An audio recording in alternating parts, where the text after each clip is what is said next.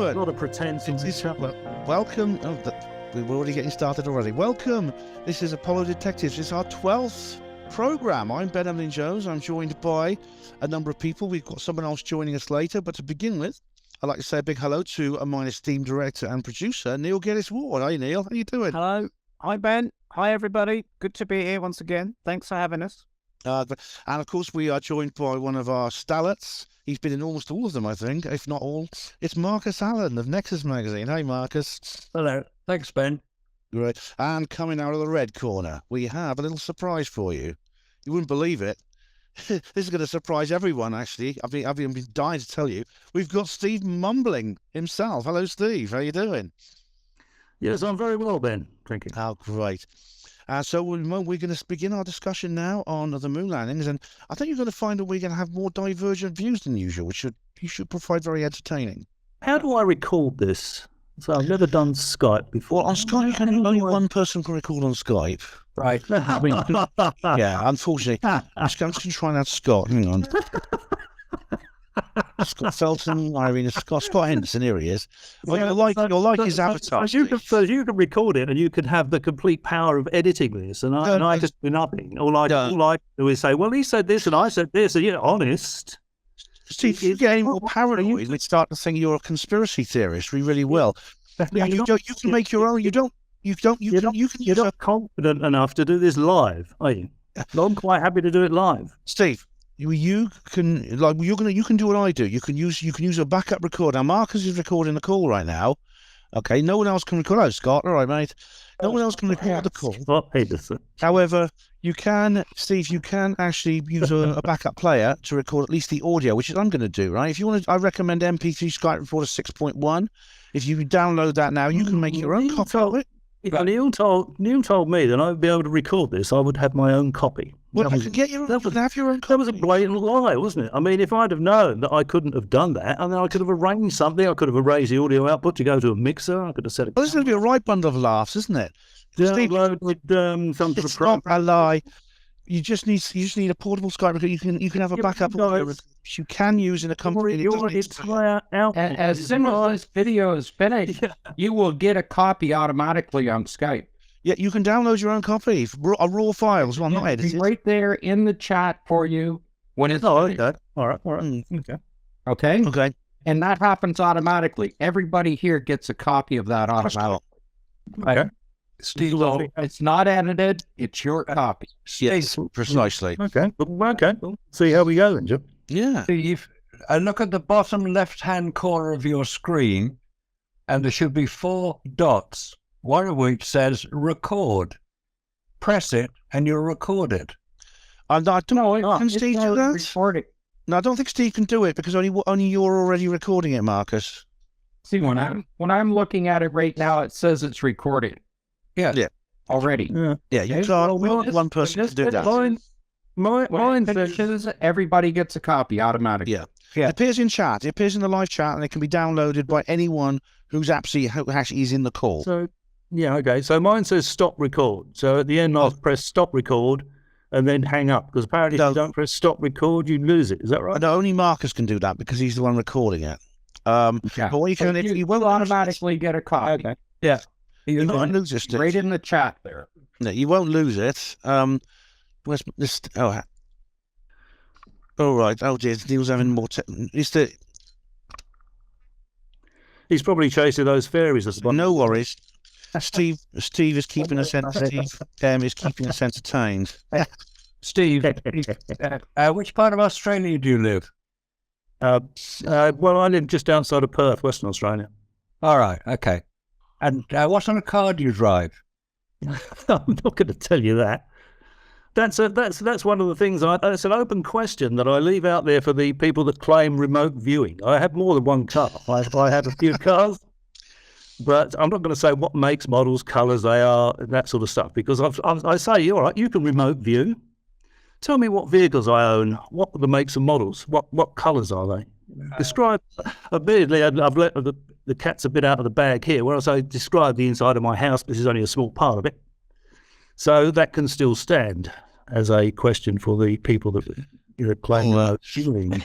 But no one's a Holden because you film yourself driving in this Holden, so at least you buy your native. You get the Australian. Well, there's at least one detective. There we go. Well, I don't have to be a detective, Steve. I've watched your channel. I do. I'm flattered, Ben. I'm flattered. You know, I'm your Marley Pumpkin. You know that, don't you? I've no idea what Marley Pumpkin is. Oh, he's somebody who watches he's a bit like you, except he doesn't leave such entertaining comments.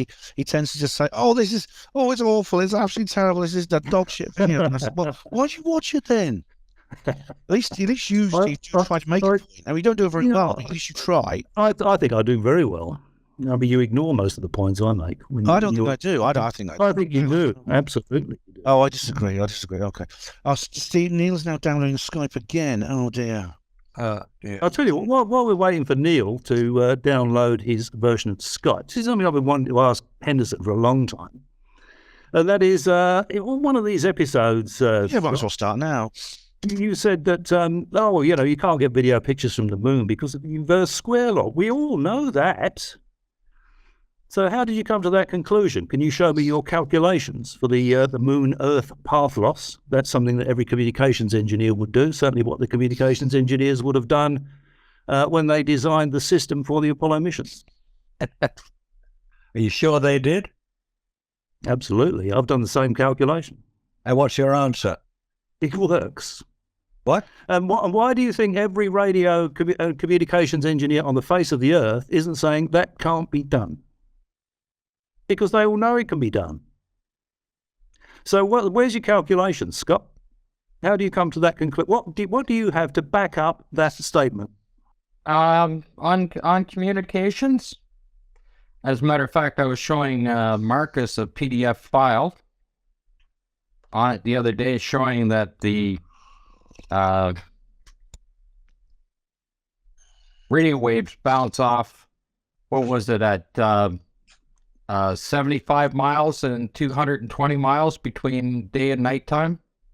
This has nothing whatsoever to do with the question. It's a calculation. It's a simple calculation. Any radio engineer can do. You would need to know. You would need to know the lunar module transmitter power, for example. So what power level did you use in your equation, your calculation, to come up with that statement? I'm using NASA's PDF files. What power level did you use in your equation, in your calculation? What power level? Well, from and moved to the Earth, they had 14.5 watts. Nope. That ran their entire distance. That's not the transmitter power level. What was the transmitter? All they had. What was the transmitter? What was the transmitter antenna gain? I've read all the stuff from Collins on the communication system. You're talking rubbish. And a power gain that you're claiming. Yeah, that's what I'm asking you, because you need to know the transmitter power, you need to know the transmitter antenna gain, you need to know the path loss between the moon and the Earth, and you need to know the gain of the antenna square. Laws. What figures did you use? You just pulled that statement out of your backside, didn't you? Because you thought it sounded good. That's the truth. No, I'm looking for the document here.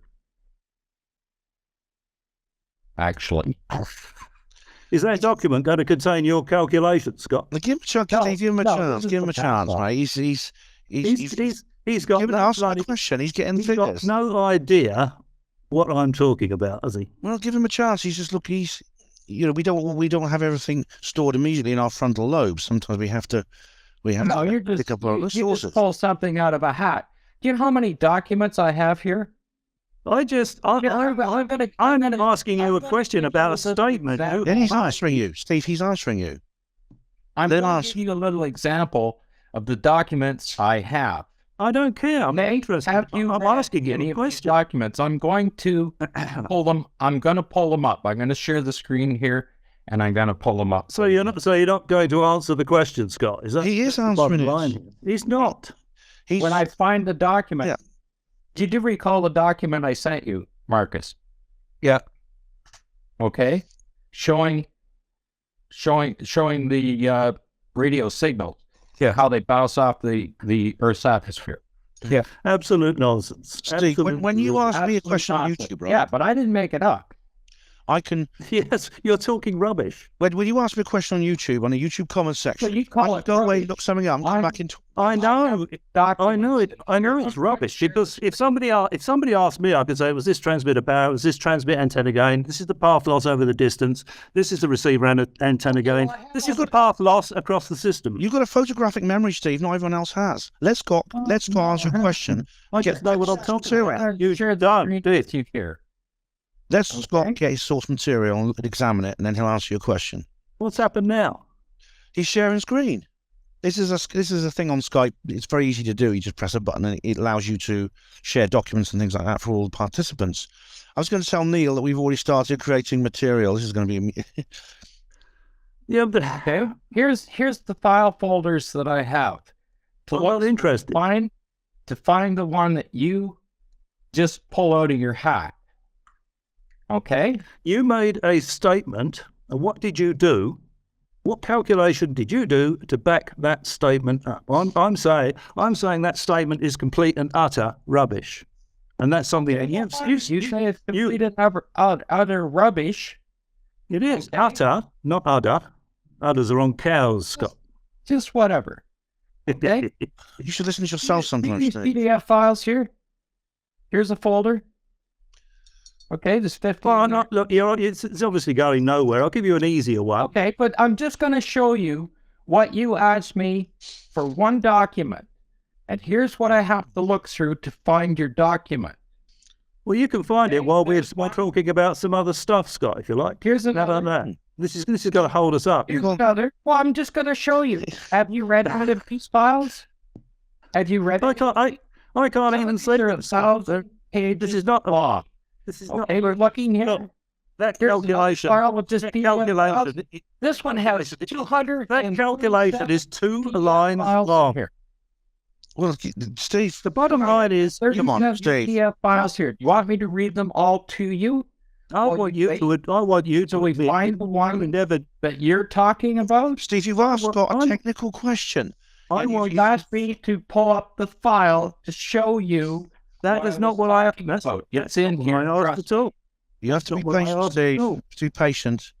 Okay. Scott's been on So this now so many let's times. He's a reasonable chap. That's not what I asked at all. What I said was, you made the statement that it was impossible due to the inverse square law. So where's your path loss calculation to support that statement? It's a simple enough question. It's called You pull your Why don't you just? calculations up. Why don't? Calculations. Why not? to show them on the screen while I'm I'm just going to add. Why- to Neil. Here we go. Why don't you just admit you've got You're not no even looking idea at the how site. to do? Neil I'm not. I can't see not anything. even looking at this. I'm trying to show you what This is bullshit, Scott. This is rubbish, nonsense.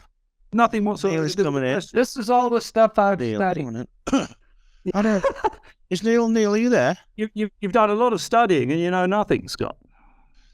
Why don't you just admit you just pulled that out of your backside that No, it's Steve, impossible you've due asked- to the inverse square law, and you've got Steve. no calculation to back it up. That's the truth, isn't it? You've asked Scott a very technical question. You've asked him a technical question. He It's has not a very technical Yeah, question. but you may have a photographic memory. Most other people don't. Scott has the information there. He's talked about the information before.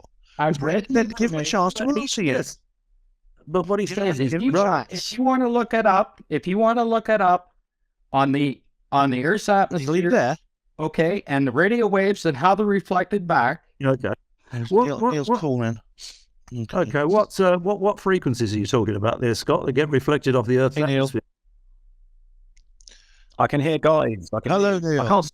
Hello. We're already well underway. The party is. See, someone that knows someone that's not a bloody amateur that knows nothing whatsoever about it would not know that the Earth's atmosphere is transparent to microwaves. All right, tell you. Yeah. Okay. Here's one right here. Magnetosphere. Here's a nice little document right here. Okay, and I'm sharing the screen.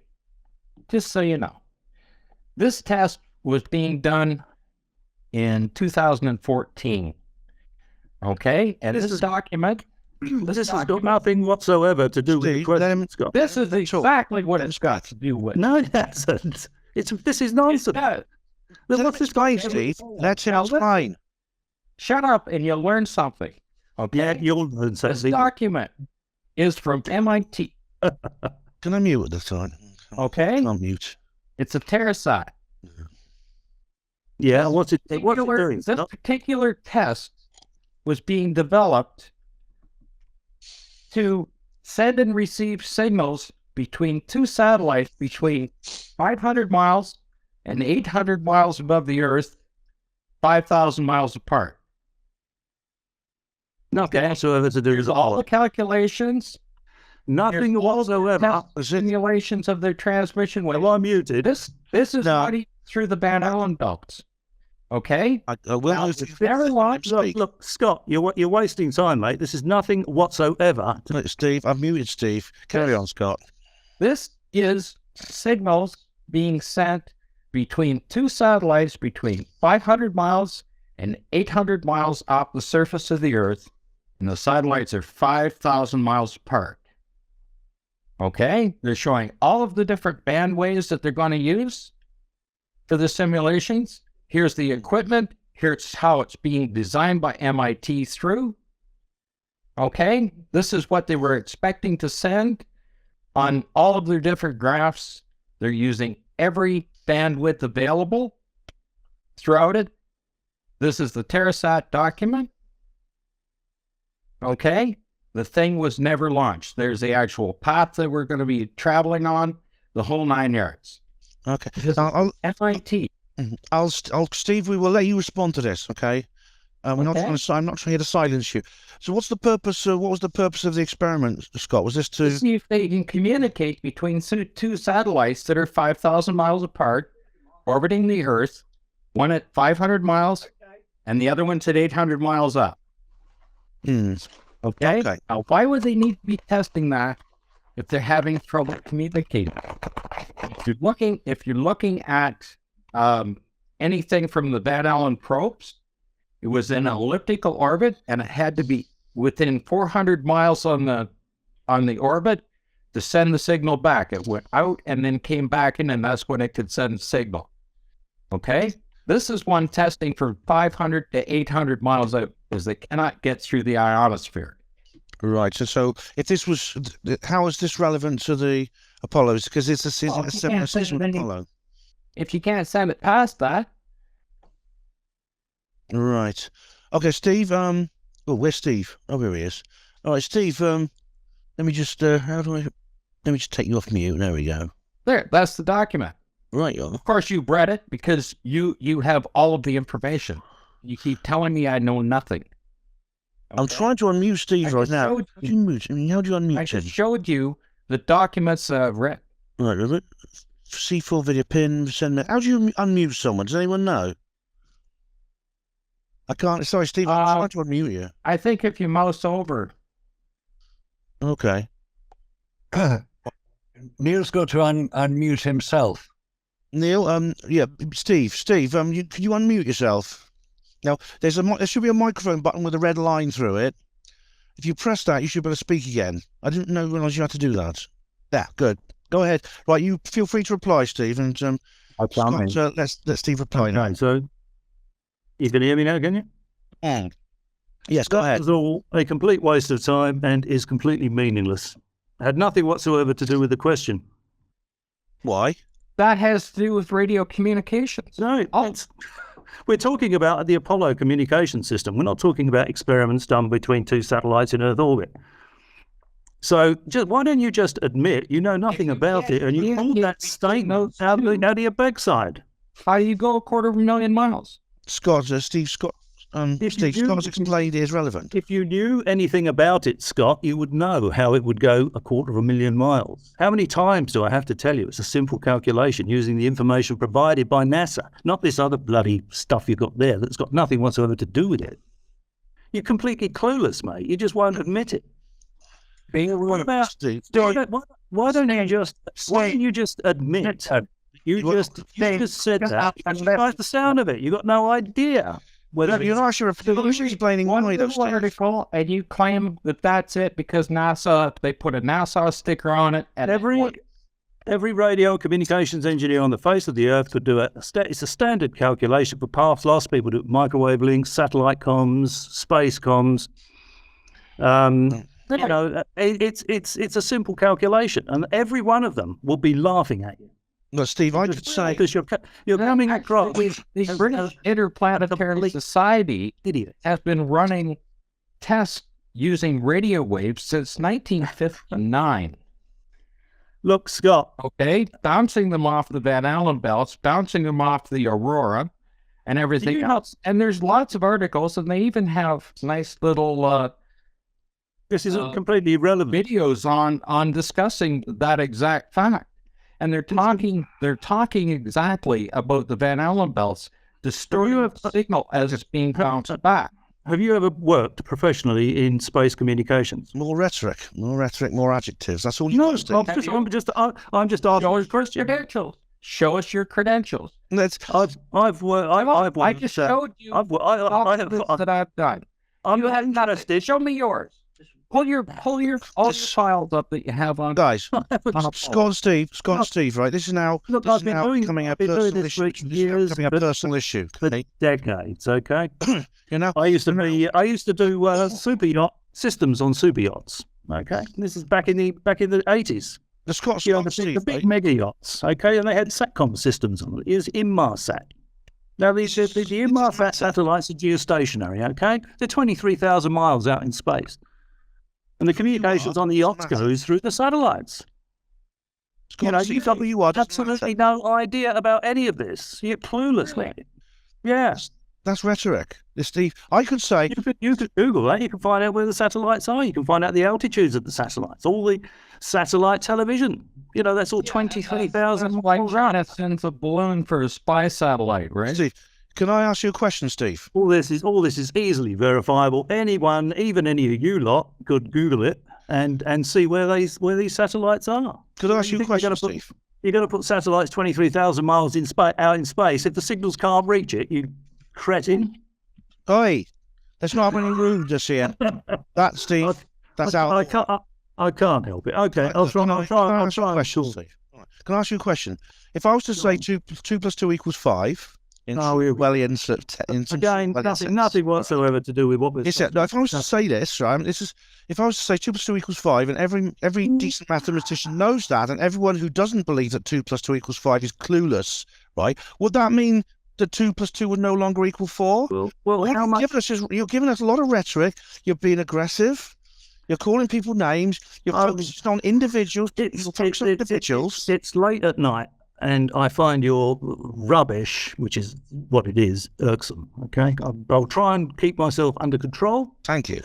But any of this is very easily verifiable. Just Google it. Just Google where the television satellites are. But you haven't really, Steve. You haven't really. I'm pretty sure where the satellites are. Here they are, right here. This is a map showing transatlantic cables. Yes.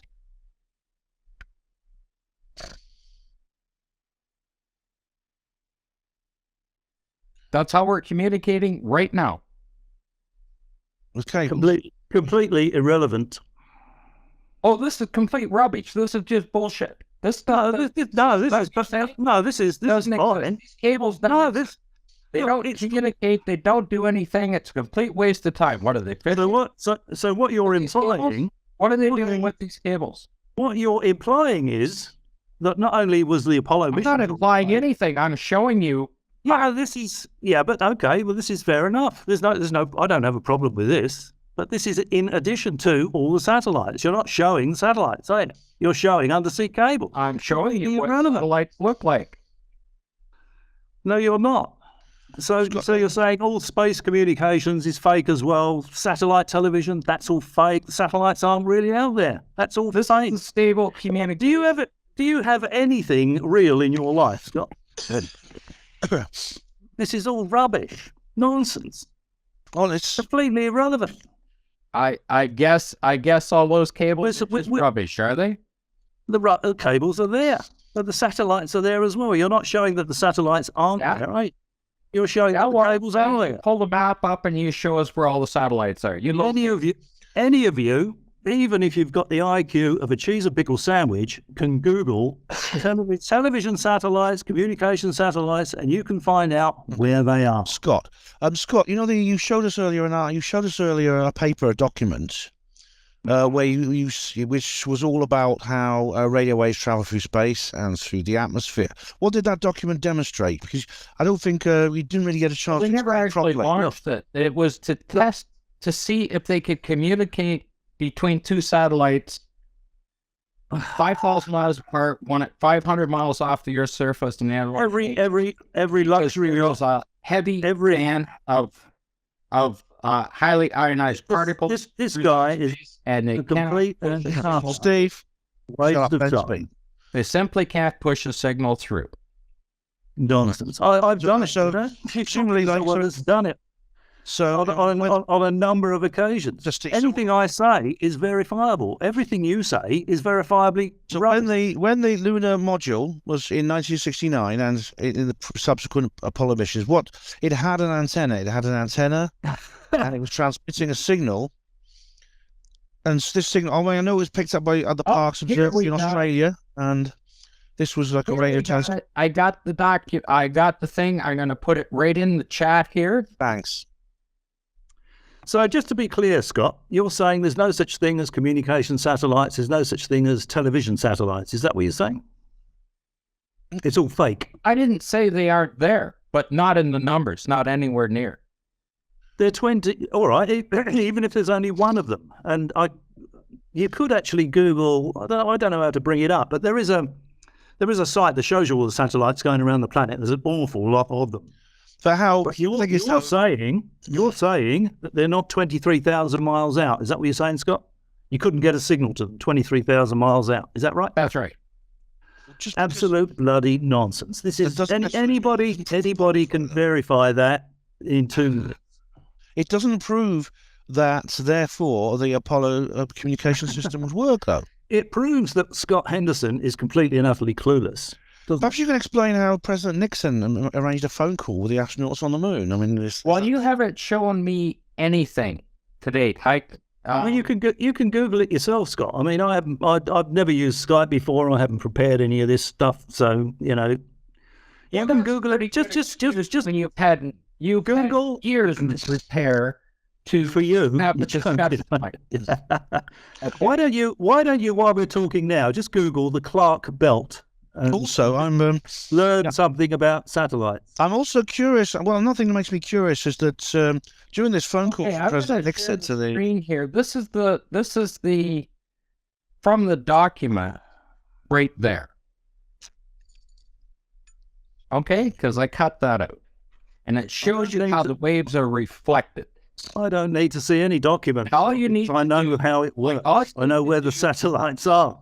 All you need to do is look at this document and you see those layers that are there. Did you see a news item? Daytime, the night time, and it's showing you the radio waves are reflected back. Yeah, and they are HF. I can't create this document. They're high frequency radio waves. They are not microwaves, Scott. Microwaves do not reflect off of any of those layers. They go straight through them. They are transparent to microwaves. As a matter of fact, they don't. As a matter of fact, finally, the point. Okay, but you're sitting there telling me that I'm full of shit. I haven't looked at anything. I haven't studied anything. Well, you may have looked and studied it, but you've got no bloody. You don't understand it at all. Anyone can look at it and read it, but you've got no bloody clue about any of it. You're not explaining exactly. You've only said one thing, Steve. It actually is a rebuttal to what Scott has said, and that's the point you made about microwaves. And Scott has now replied to you, and he's actually said, it's taken you like 20 minutes to get there, but you finally said something that's a real rebuttal. Now, how many times do I have to say that any of you can Google right now, Clark Belt, look at television satellites, communication satellites, Inmarsat in particular? They're all geostationary satellites. To maintain a geostationary orbit, they have to be 23,000 miles out in space. You don't even know that. I do, because they have to be over the same. They Well, they're there you go. Well, continuously on the same point above the surface in the zenith. You better tell Scott about it, because he seems to think it's impossible. Well, it's not relevant. No, he's not actually. He's the one the satellite. He's the one that started this. He's the one that started talking about satellites. And I said then it was irrelevant. We were supposed to be talking about Apollo. But he's demonstrated again that he has absolutely no understanding of this technology. Really? And you think that a satellite is going to survive in the middle of the second band of the Van Allen belts when a CME... Just do yourself don't make yourself look more of a bloody goose than you already have. Do you think it's going to survive? Do you think a satellite is going to survive? Just Google it. You realize in 1989, the eastern seaboard of North America was knocked out by a solar mass ejection. Again, completely. And what it does when it does that, look at Marcus. it takes the hydro line. Steve, I think that's tough. I'm going to think we're going to agree on the energy in hydro lines, and it takes out the entire grid, the hydro grid on Earth. So what do you think it's going to do to those satellites when they're out there? I suspect in the middle of the Van Allen belts. Something like a Carrington event or something like that, yeah. Right. Steve, can you want to reply to that? There's no insults, just address Scott's point. You could unmute yourself now. Press the microphone where there's a red line through it, and you'll unmute yourself.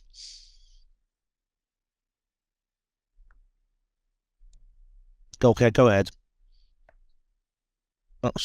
Steve is... that's it. It's just a bit of a delay on it, that's all. But there's no point to address. He's talking complete and utter nonsense. No, as I said, how many times do I have to say it? Any of you can Google the Clark Belt and look at where the satellites are. You can Google the Clark Belt all you want. When was the calculations made to create a geostationary satellite? Who gives a shit? It's what year? What year? It's irrelevant. Well, it's not irrelevant.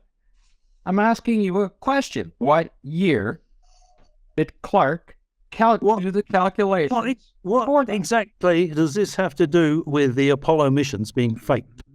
Well, I'll tell you what it has to do with. Okay? It was before Van Allen found out that the belts were there.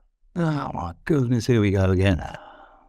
Well, this is something we've discussed before on previous shows. That's the actual landscape of space. Shows he doesn't watch it. Look. I'll say it. He just comes up and he's claiming that because NASA says this, it must be a fact.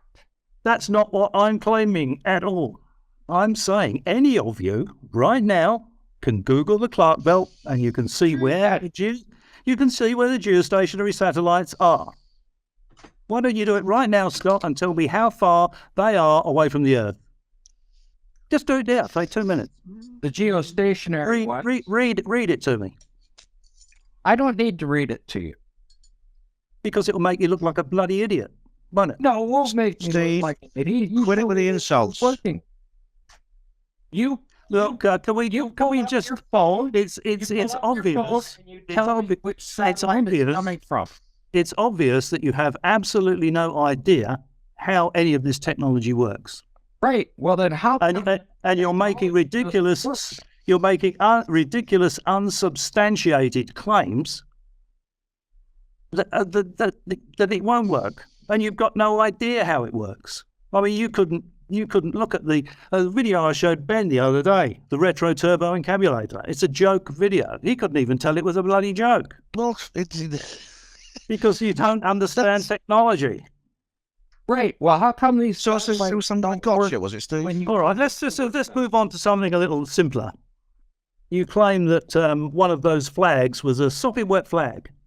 All right, well, first of all, can I just say before we move on, Steve has only really said two things in this entire, shall I call it a conversation, which is a response to Scott's point. One of them was he mentioned the point about microwaves and about how they go through atmosphere. Second, he talks about the altitudes of geosynchronous satellites, Which is those are the only 2 points you made, Steve, in this entire conversation.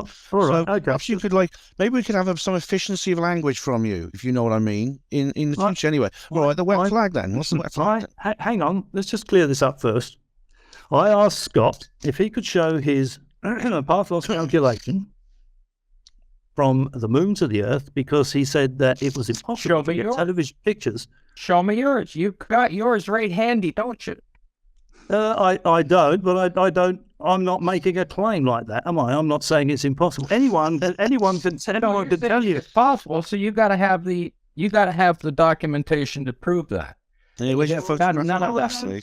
If you want to prove that man went to the moon and returned safely, you have to show every step of the way from the construction. I don't have to do piece of equipment to the launch. I don't have to do anything. Orbital mechanics, You do, everything. Steve. You got to show it 100%. NASA has already done that. No errors, no failures. It is a positive claim. Prove man went to the moon. You are proving You only have to show You one made- error. You made a simple, positive. you made a simple claim. You said it was impossible to get television pictures from the moon because of the inverse square law. Now, there's a formula that relates to that. All I said was, Not with the power that they had on board. Not even with 100% of the show me your calculation. power. Show me, anyone can say that. Show me the calculation. When you were on the Shetland Islands Prove your with your point. cell phone, how come it doesn't Oh, work? come on, guys, get real. Bloody argue. Yeah, okay. Well done, Marcus. Thank you. Yeah. I think we could safely say that Scott has got absolutely no idea about this technology. He's certainly not in a position to make a statement like it's not possible due to the inverse Can I square make law. a- can I He's say completely clueless about communication satellites, space communications, what frequencies go through the ionosphere. Will you shut up for a minute? Shut up. Just a complete Hey, and utter I've got to waste say- of time. Just because you're in Australia doesn't mean to say you get away with anything. Go on then, Marcus. Steve, I'll get to you in a minute. Let's talk about something a little bit more realistic. Photographic film. How much do you know about photographic film? Not very much. Okay. So the photographs that we've seen taken on the lunar surface are claimed by NASA as being on the lunar surface. If we can demonstrate that photographic film cannot work in space, those photographs could not have been taken on the lunar surface. No, well, there are some caveats to that, but just before we get to that bit, 'cause I know that's your strong point, Marcus, Phil, and you want to have some sort of go at this. But I just want to ask Scott. He's claimed that flag is a sopping wet flag. I just wondered where he took his sample to get it analysed for moisture content. What is it? Well, can I share a screen? yeah, go Well, on. but you can't look at a photograph and say something like that. You know, you need to substantiate what you're saying. You need evidence. Well, NASA are saying that they took photographs of astronauts on the moon. I'm saying they couldn't. That's important. Can I just But can we say just, something, Steve? so Scott, well, how did you get the sample of the flag? You take your photograph and you prove the amount of moisture content that's in there. I'm not claiming there's any moisture content in the flag. You are. So prove it. Will you show me how much there isn't using the same photograph? You don't. You really not very polite, are you, Get your Scott? little sheet out there and you do that. Can you prove? Can you see the screen? How do you prove a negative? I can't see it. You're claiming it's a wet flag. Okay. Prove it. All right. Now I want to make a point, Steve. You said a little bit earlier. I know about the idea of the burden of proof, and you can't prove a negative and things like that. But now you try to apply that to NASA's claims about the moon landing, and they are claims.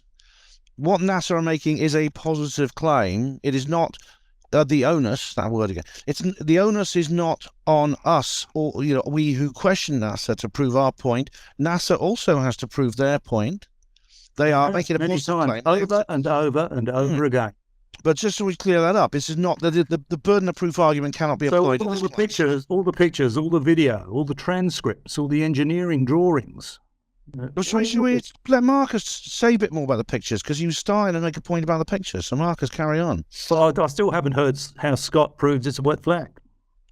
I'll get to that You in a show second me a as well. photograph and prove that's So in the photograph. So what you're telling me is that you've got no idea if it's a wet flag or not because you never had a sample of it to test, did you? Oh, we got. What's that? Oh, this is it. Here we go. There you go. It's got power through this. Pull it up. So this is on my screen, but I've done some analysis of the previous photographs taken around the same time of this. Hello, Neil. Hello. Evening. Good morning to you. Good morning, or good afternoon, actually, from here. So this is the main flag. Can you see any fairies at the bottom of the garden? No, we're not talking about fairies guys. So here is the wet flag. Goes to Yeah. credibility, Neil. Goes to As credibility. claimed by Scott, and I agree, and you and others say that it's just the shadows, etc., etc. So obviously, if you move a different angle, those shadows would disappear. So what I've done is I've looked at other photographs of this wet flag from different angles taken around the same time. This wet flag, yes, okay, Neil, go You on. can still see areas where the wet flag is drying back. For instance, here, and also here, I think that, you know, if you wanted to prove this, here. if you wanted to prove this, I mean, what you need to do is contact a company called Anin, who actually made that flag, and then ask them to sell you a flag, and then soak it, and then film it drying out. Well, actually, that's Under something similar lighting to do it. Yeah, but you say if that was a wet flag, for a start, the seam, wherever there is more material, will take longer to dry out, and the seam would be much darker, and it isn't, is it? But it's on the folds. Up so the edges dried. It's on the folds. It also depends on which way the sun's shining. I mean, you've actually given us a good idea. Steve, that's actually a good idea for an experiment to test. It's something I want to do. I actually did a video ripping your claim to pieces there, Scott, about this wet flag, and Ben saw that and actually commented on it in one of his videos and said, "Steve's right, it's not a wet flag." Do you remember that, Ben? I don't remember that. No, I mean, I don't remember that. That's a convenient memory, isn't it? Memory loss. Well, it's like Scott. I sometimes need to look things up. Have you actually done a video? Yeah. Oh, yeah. Is it real? Is it actually you in the video? Can you reach into the video and touch you to make sure you're real? I can That's point wet out flag. I can point out all the flaws in your argument, Scott. Okay. In my video. What can you tell me? What can you tell me about what can you tell me about that particular flag, Scott? Well, it's made out of 3 kinds of material.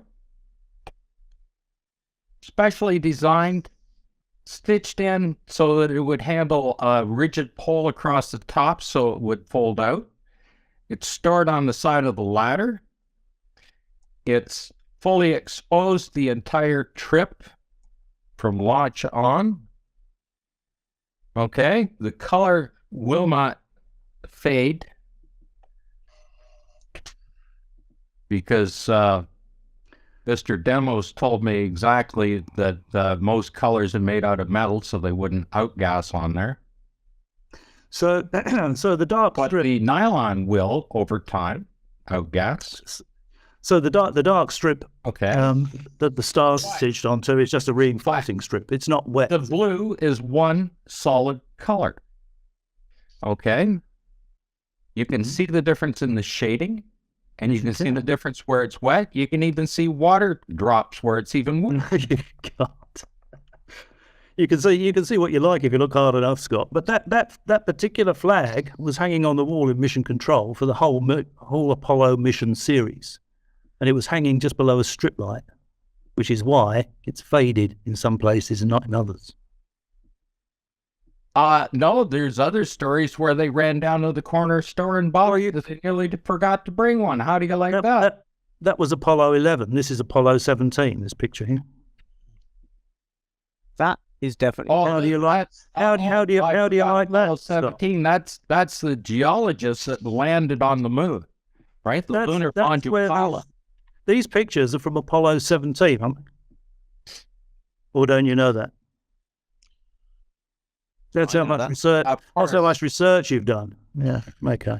And that's just. All right. Let's. We'll give you a chance here. Let's go with the film then, Marcus. Before I ask you why you would make certain comments to the British Interplanetary Society. I'll just share the screen here again. We'll show you a real photograph of the wet So, flag. Marcus, I'll come to you in a minute, Marcus. Sorry. Yeah, this is a very small screen, Scott. It's not really worth showing me this stuff, to be honest. Just sort of get on with it. Well, how do you know that? How can you study anything on a little tiny screen? Because I've looked at it on a much. I've looked at it on. I've got more than one screen, Scott. Talking about on a little tiny screen when you can't see the information. Okay, you see how clear? Can you see this? Can you see? Can you see the screen behind me, Scott? This is 4 meters. This screen behind me. I've got more than one. I've got more than one screen, mate. And you see that? Can you see the water drops up here now? No. On there, you see the wet. I see them. Yeah, I can see drops. Yeah. Water drops. No. Here. Well, I think he's here. See what you want to see, because you've got this. You're actually absolutely determined to maintain this ridiculous narrative that it's all faked. You're not remotely interested in the truth of the matter. We could say that about you, Steve. You will deny. Thing. Yeah, but there's so much. The evidence for the moon landing being real is overwhelming. What? Yeah, but You're just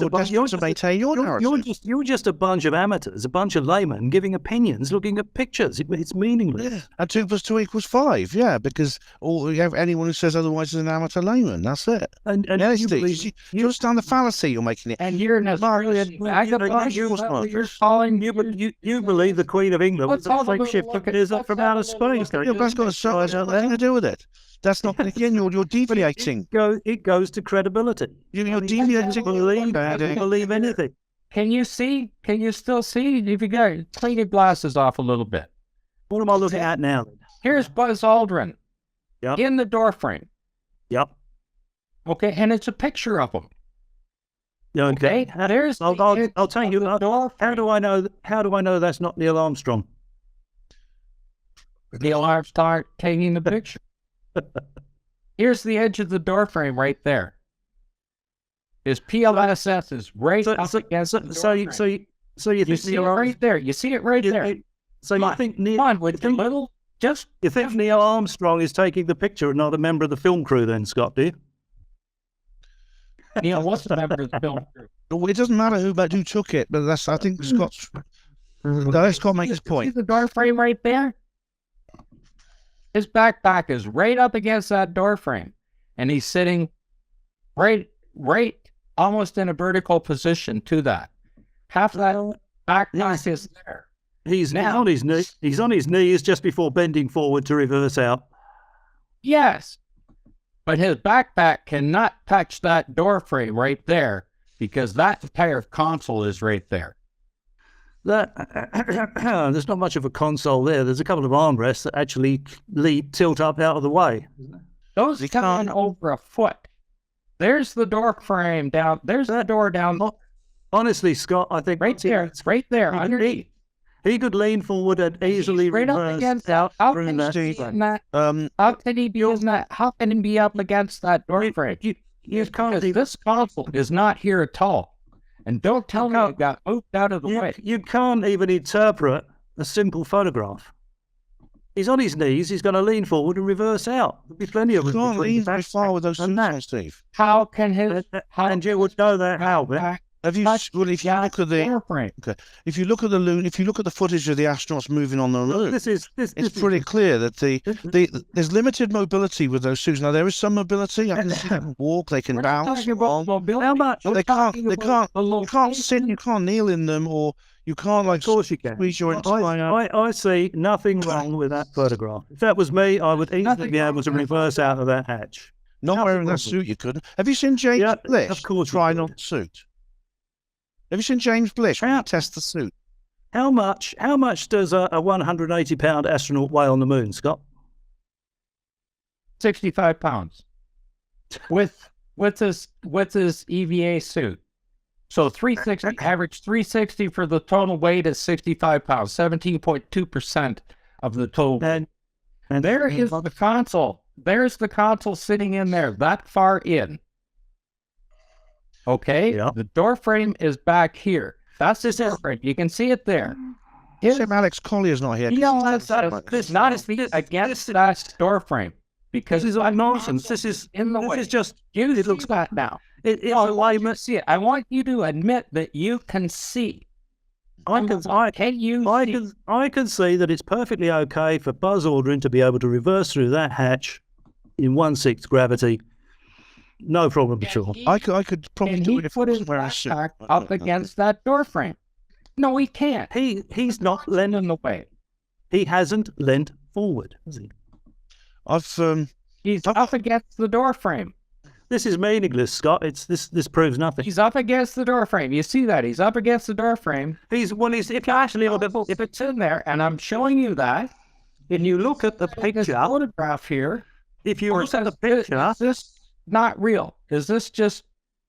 for a start, he is not up against the door frame. You can clearly see the backpack. Neil, I'd like to The backpack is Marcus here, so he is not up against the door frame. because Marcus hasn't had a chance really to speak yet. He's just you've got no photographic interpretation ability, Scott.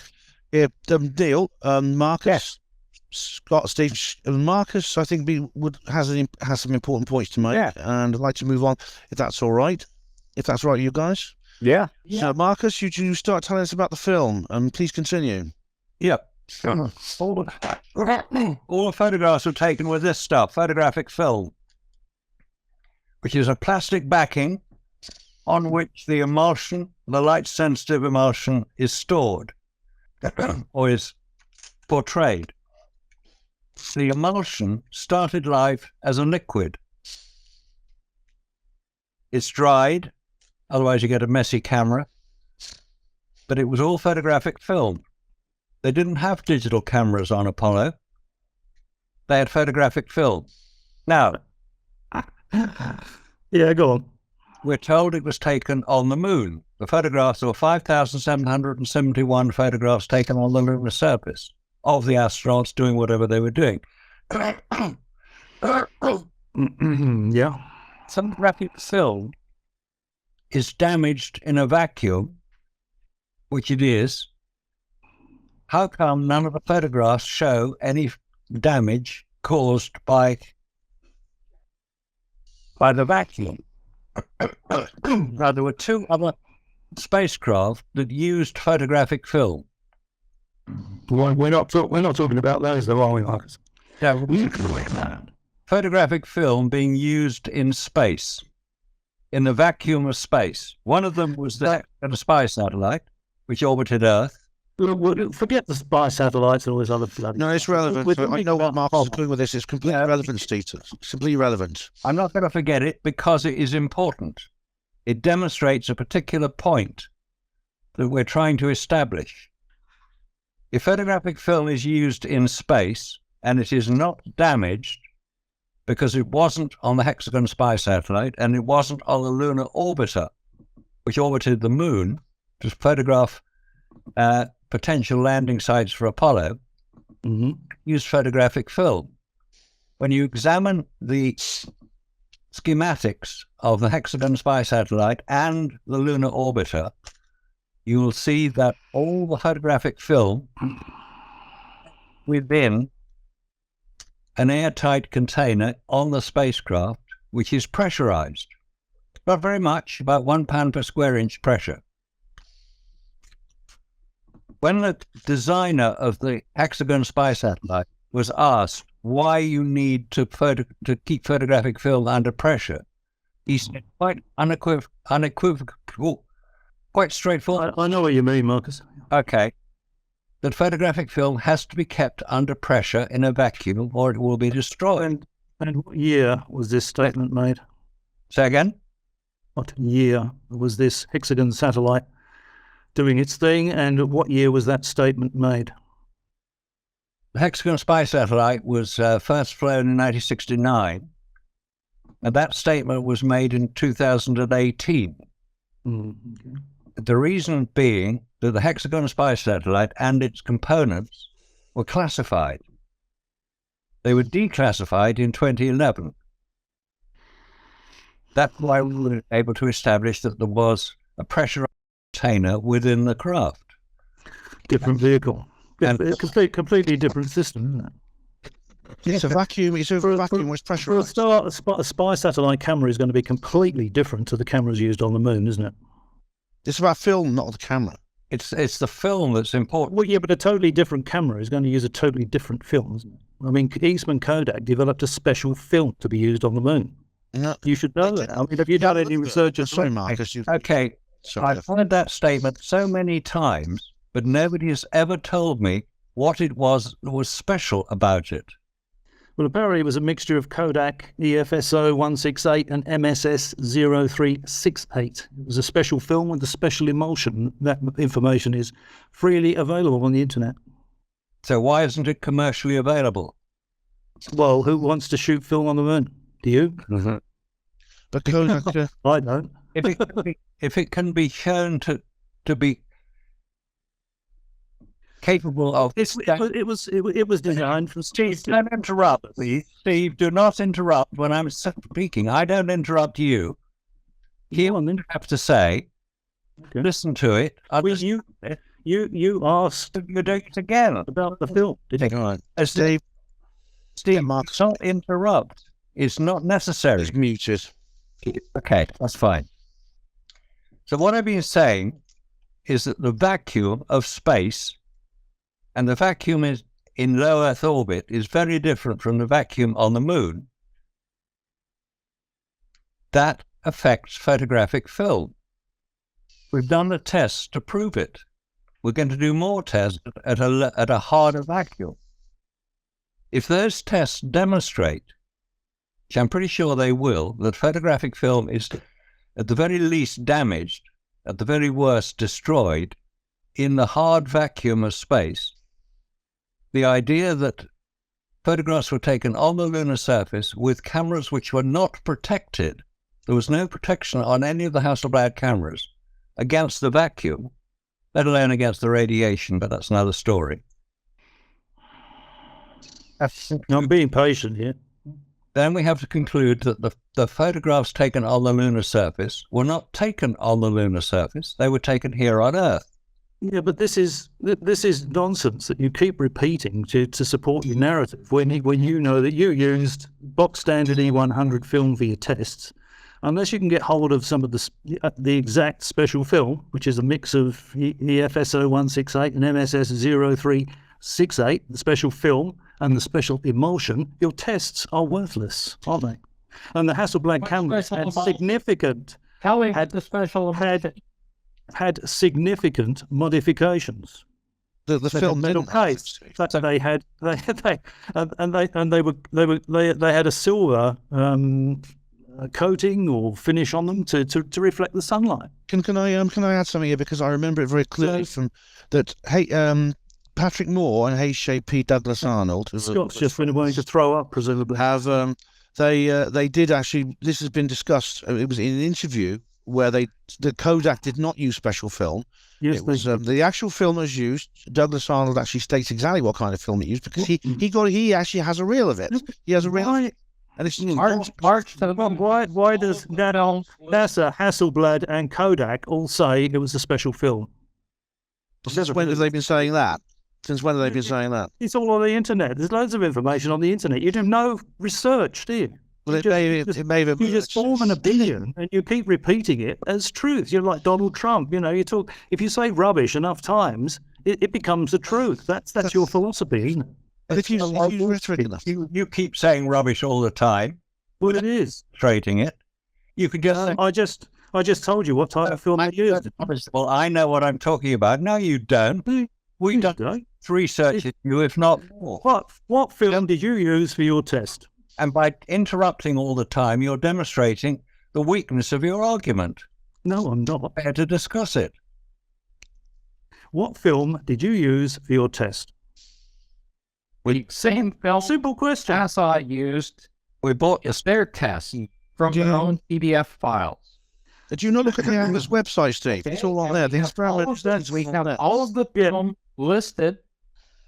Yeah, and it's you used off the shelf film, didn't you? No, we did not use off the shelf film. We used Esther film as stated by NASA from their documents, the same film types. And you can see the same film types if you go to March to the Moon, okay, because you like to be on the internet. Go to March to the Moon, and under each of the photographs, it shows the camera the lens that was used, and the type of film that was used on each of them. And there's about 5 different films that they were actually using. Okay. Then for the DAC camera, they're using the same S-Star type film base on it. Yeah. Level 1, the filters, there was no filter for infrared. There was no filter on the camera or the lens for UV radiation. And you realize the difference between the UV radiation when you're below the Van Allen belts, when you're in the earth, okay, is only 3% of what is when you're reaching full sunlight. So it wouldn't need UV radiation protection, and the film did not have it. The first UV won't go through for film camera. was Quiet. 1875. Brother Steve. And I have the documents to prove it. I have all of the documents on the film. I've got the file open right now with everyone you want to discuss. Okay? All the different film types, the magazines, everything. I have them all right here in front of me. And the vacuum chamber used in this experiment, I think, was it 2 torr or something like that? It was actually less. I think it's far less. I mean, Scott, I know you talk about the vacuum on the moon is like 12 torr, which is greater than the Large Hadron Collider. I have the vacuum test from NASA, and they did an experiment, and it was their vacuum was just a little better than torr value of 10 to the minus 3. And they had damage. They had cracking, and they had and the emulsion lost. Yeah, but what you got to bear in mind is that you're a bunch of amateurs that are saying this, and NASA is saying something else. Who am I? Ad hominem. We've got documents. You don't. Yeah, I haven't seen them. I haven't seen any documents. It's your own imagination that's doing that. No, it's not. I'm not seeing anything from you people at all in the way of evidence. Well, I'm hearing a lot of drivel, but I'm not seeing any evidence. Steve, what evidence would you put forward to demonstrate that man has landed on the moon? There is the evidence for that is overwhelming. Okay. Do you have access to the internet? Just go take a look at it. Okay, what evidence would you? Do you have access to the internet? I'm going to show you a little access to the internet. Here's the study right here. Here's the file. Here's the file number, okay, that you want to get from 1966, right here on their film testing right here. And it shows that the actual film itself cracked, okay, and the emulsion was done. And here's all the stuff on it. It's got radiation and everything else on it. Where are the results for the film they actually used in 1969? This is being done before that. They didn't develop anything.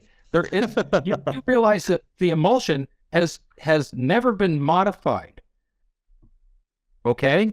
The emulsion film has not been modified since its invention.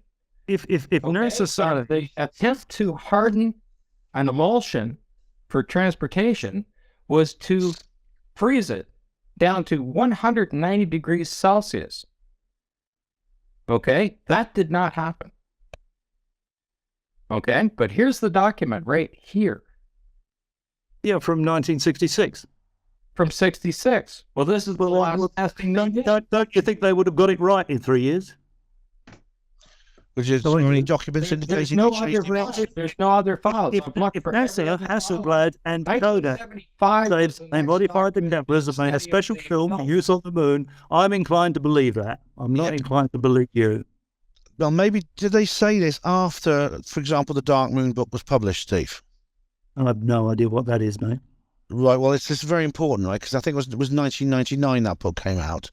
And that was the one where Douglas Arnold was interviewed, explaining how he had a roll of Kodak film, which Kodak had given him. Douglas Arnold.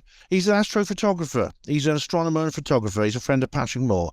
And he actually has a reel of the film, which is standard Kodak. He said it was so much ASA. He said it's if he's got a roll of the film and it's standard film, it's not the same film, is it? But Kodak gave him it. That. Okay. Look, just forget it. It's not going to go anywhere, is it? I believe NASA, I accept your Hasselblad and Kodak. You want to maintain this ridiculous narrative you've been pushing for years. Let's ask you a simple question. Your concession is noted, Steve.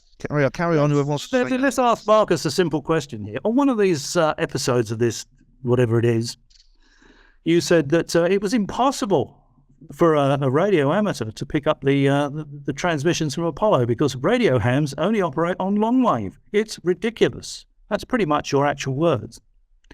Why do you say something like that when you could Google it and find that radio amateurs operate from long wave up through VHF, UHF into microwaves, and you could find that out in 2 minutes? Why would you say something like that? But were those same amateur radio operators operating in the frequency that NASA were transmitting at? Well, if they heard it, obviously. Well, they say that. That's a circular argument. Yeah. Where's the recording? What I'm asking is why you would feel the need to say that radio amateurs only operate on long wave, when it's very obviously untrue. Well, we want to hear your recordings that you've had. I'm not interested in what you want, Scott. I just want to hear what Marcus has to say. I was saying that amateur radio operators or ham radio operators operate on long wave and VHF. No, I've actually made a video showing you in a video clip saying radio amateurs only operate on long wave. It's ridiculous. Why would you say that? Because that's what I found the information to be correct. It's not correct. It wasn't correct in 1969. It's not correct now. You could have found out what bands amateur radio operators operate on in 2 minutes on the internet. You couldn't even be bothered to do 2 minutes of research. So your argument is back to radio waves, and I just showed you a thing showing that they bounce off the atmosphere. Yeah, but you don't understand. Okay, Look at Scott. HF radio does bounce off the atmosphere. That just trashes your video, your argument, everything. You're making yourself look like a moron. Sorry, You are. Steve. None of that, please. I never said he was a moron. I said he's making himself look like a moron. That's Just another question here for you, Marcus. Another question here for you, Marcus.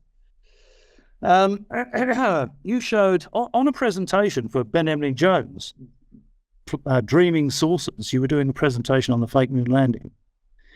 You showed a picture of Buzz Aldrin and Neil Armstrong inside the lunar module, and your comment was, this was supposed to have been taken after Buzz Aldrin's moonwalk. This is a lie. This picture was taken before they even reached the moon. Now, why would you say something like that? I don't recall saying that because I know perfectly well when that picture was taken.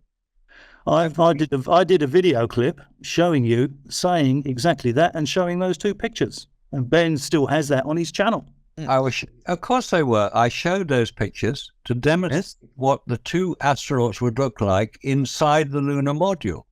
But your comment was, NASA say that this was taken just after Buzz Aldrin got back from a moonwalk. That is a lie. You were trying to catch NASA in a lie, as usual.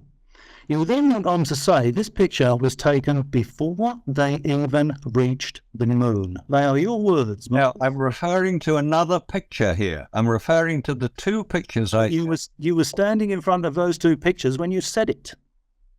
So we'd have to watch the video again to check this over. Why would you say that? I'm glad that you take so much interest in what I say. And I'm glad that you watch Ben's Solstice conference. And I hope you learned something because a lot of people claimed that they did. And I still haven't heard why you said it. I can't be Hey guys, I gotta take another call here, so I'm gonna. Stay wise, very much. Very wise. Bye. Thanks very much, Scott. It's good to have you on the show, mate. Bye-bye. Okay. Speak to you soon. Marcus, I just want to say the video you did with Bart was incredible. That the ending was a real cliffhanger. It was. Bart and the can't recognize Ben, I don't know if you saw it or not, Ben, but and Neil, but the two of them are talking together, and Bart went off on the end of the world and the signs for the end of the world and when it will happen and how it will happen. And all of a sudden the screen froze and he disappeared. I'll have to see that. Leaving Marcus going, Yeah. "Are you there, Bart? Are you there, Bart?" Like he's the last man left on Earth or something like He was that. raptured. Real cliffhanger of it. I'll have to check that out. But you gotta see that to believe it. Anyway, Yeah. take care, guys. Cheers, Scott. See you then. Thanks, Scott. Bye-bye. Bye, Scott. I did my own interview with Bart. It was You really already. good. I did a good interview with Bart myself. He's a good guy. He's not here today, unfortunately. But so Can we get back to the question? Why would you say that, Marcus? So, sorry, say what? This picture was taken before they even reached the moon, and you were standing in front of a picture of Buzz Aldrin and Neil Armstrong in the lunar module. I think maybe you should take a look at some of the videos on my channel. do we have to go back and re-watch all these videos, Steve? Answer the question, Marcus. Yeah, I know what you're referring to. And after I showed that picture of the two of them in the lunar module, which was taken by a National Geographic photographer during the training exercises, that's why you see two of them in the same picture. The next picture was me showing Neil Armstrong and Buzz Aldrin, who were photographed by each other in the lunar module. And if you look at the sequence of the photographs and you look where the original photograph appears in the sequence, you'll find that it was taken on the way to the moon, which is why I said it. Well, there you go. You've just said it was taken on the way to the moon. Yeah, but So you're just saying that they went to the moon, aren't I'm referring to a different picture. Get it Yes. right. Do not regardless of whether it's a different picture or not. You just said it was taken on the way to the moon. You just said it there again yourself. It was Did he- taken on the way to Did the he just say this was taken on the way to the moon? It was. Yes or no? Well, I think he was used meant to be. That's what NASA claim. I think Marcus sometimes, and people, we all do this. We sometimes say, we admit that NASA claims. Well, they went to the moon. He sometimes just keeps telling us so. It did say just that. Shut up, will you? Steve, you're gish galloping now. This is called gish galloping. Anybody with an IQ bigger than a cheese sandwich can see what's going on. Well, your IQ's not much bigger than your shoe size, is it? Well, I seem to be doing very well against you, Marcus, don't I? No, well, you're not actually, Steve. You're not. You're You actually just said the gish picture was galloping. taken on the way to the moon, and your whole argument is they never went to the moon. You're making fraudulent statements. No, I'm not. Well, wait, so we can replay this, can't we? You're also. I mean, I've had this discussion I'm with you, not Steve. making fraudulent statements at all. To discredit what You just said it was taken on the way to the moon. They were your own words. You said it 2 minutes ago. Yes, it was. That's the sequence of photographs. It doesn't mean to say they got to the moon. I'm saying that's what NASA claimed they did. Then maybe they were in low Earth orbit, Steve. Steve, look, you and I have this. This is actually something you and I have discussed before, or in the comment section of my channel, or maybe yours. All right. We often say Marcus, I, and many other people often say this. On the way to the moon, on the moon. We use these terms when it's almost like an unspoken implication that this is part of NASA's claim. You see, what you're doing is you're demanding answers from Marcus for a question which you have to go and rewatch the video or whatever it is, and you're also it's about semantics, Steve. You are nitpicking about semantics. When you're making statements like that, they should be taken at face value. Oh. If you mean, so why didn't Marcus then say this, after the Buzz Aldrin walk back to the lunar module, when he said this is a lie, this was taken before they even reached the moon. Why didn't he just say, this was taken in the studio back on Earth? Because we have to caveat that with every single sentence. We have to caveat it. It's the implication is obvious. That's just a get out of jail free card statement. Then. On the contrary. All of you make these statements, and it's a slip of the subconscious. They're on their way to the moon. Another thing you said, Marcus. Another thing you said, Marcus, was that in the same presentation on Dreaming Sources, you can go back and watch it yourself, or I've done a video on my channel about it showing you saying that you were talking about Von Braun and co. being Nazis, and you said Operation Paperclip, etc., etc. They were Nazis. They were the Germans that got America to the moon. They are your words, Marcus. Yes, and the problem with that is Exactly. Why would you say that? If your contention is no one ever went to the moon, why would you make a statement like von Braun and Co. with the Germans? You got America to the moon. I'm sorry that you've got this attitude, because it is so You mean because you're losing the argument? I'm not losing the argument, because you've only got to say these things to show that what I say is correct. It has to be correct. Well, von Braun and Co. Yeah, that's correct. Yeah, von Braun and Co. were the Germans that got America to the moon. You're just repeating. I'm just surprised to hear you say it, because you've always said that they never went. You're not doing yourself any favours, Steve. You really are not. You're digging yourself into a hole, and the advice is, when in a hole, stop digging. You're repeating the same I think that would be my advice to you, Marcus. You can say whatever you like. Oh, my intention. I don't doubt it for a minute. There was something else that I thought was quite interesting, and I've done a clip of you saying this as well. I hope you didn't mean an original point. Your presentation to the British Interplanetary Society. Oh, here we go. Come on, let's hear it.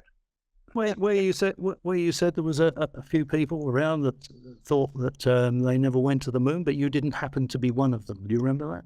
Yeah, I remember that. Do you know who asked me the question?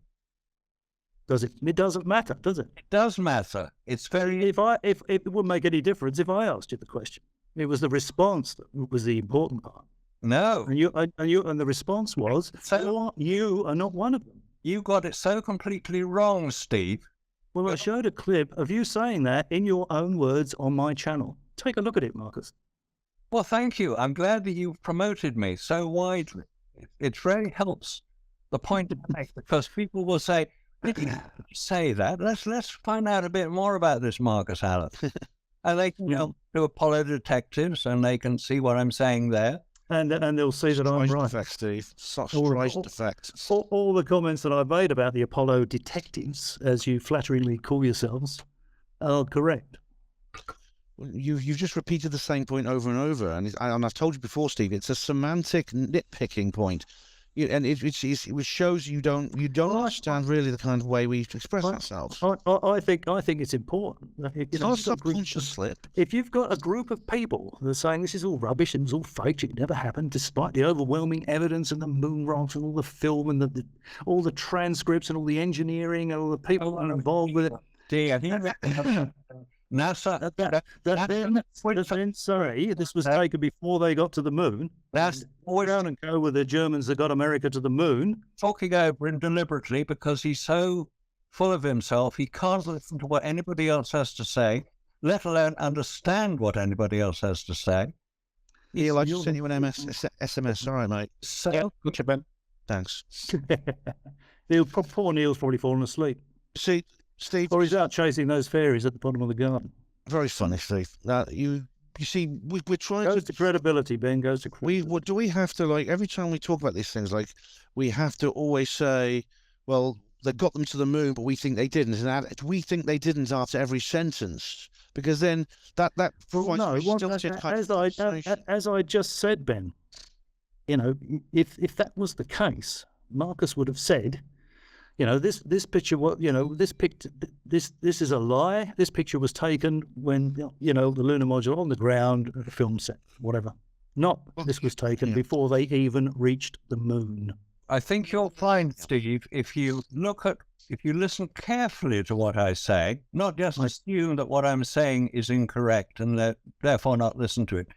If you listen carefully to what I say, I do make the comment at the beginning of the Dreaming Sources talk when I say, I don't believe they went to the moon, but in order to stop interrupting the flow of conversation, say it is alleged that they landed on the moon and all that. Yeah. You're dodging the point. We're going to have to move on to Neil in a minute. The point is, why not say it was filmed on the ground? Why say this was taken on the way before they even reached the moon? I'm developing that talk now as we speak. And so you'll have lots more to criticize me for. Well, I'll down there for a minute. Criticize me, the more people will want to hear what I actually have to say. And you think that will stop me criticizing you? No, I don't. I think the more people that hear what I have to say about what you have to say, the more people will realise how ridiculous all this is. Well, they'll be the judge of that, Steve. Yes. They will be the judge of that. And in my opinion, we've shown ourselves to be much more reasonable than you have. You have not really made many serious points, in my view. And I have. as we do when we we discussed this before, don't we, Steve? Can we? Oh, okay, all right. So first of all, Scott Henderson claimed this nonsense about satellites and reflections and all that sort of stuff. And I made the point that any of you could Google geostationary satellites and you could see where he said that you couldn't get it more than 500 miles out in space or something. Any of you could Google where the geostationary satellites are, where the communication satellites are, the television satellites are. You'll see they're 23,000 miles out in space. Microwave signals go out of them and come back all the time. So that is a valid point. Anyone can check and verify. I think that's a fair Moon rock. So that's proved Scott was talking out of his side. No, Steve, we've done that. Rock here. Nice piece of moon rock. Nice piece of moon rock. I'm not supposed to have it. Civilians aren't supposed to own pieces of moon rock. I've got one here. What are we going to do about that? Why didn't you get it?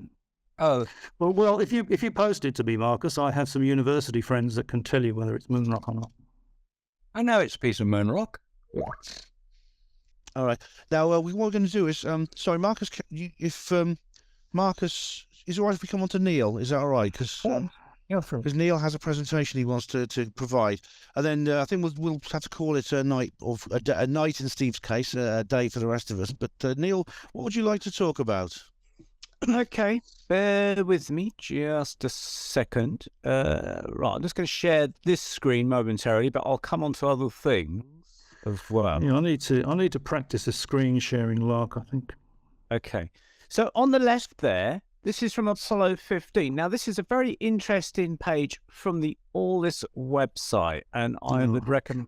Yeah, I know what you're going to say. That just oozes credibility. The All This website, don't go and visit the All This website. It's complete try.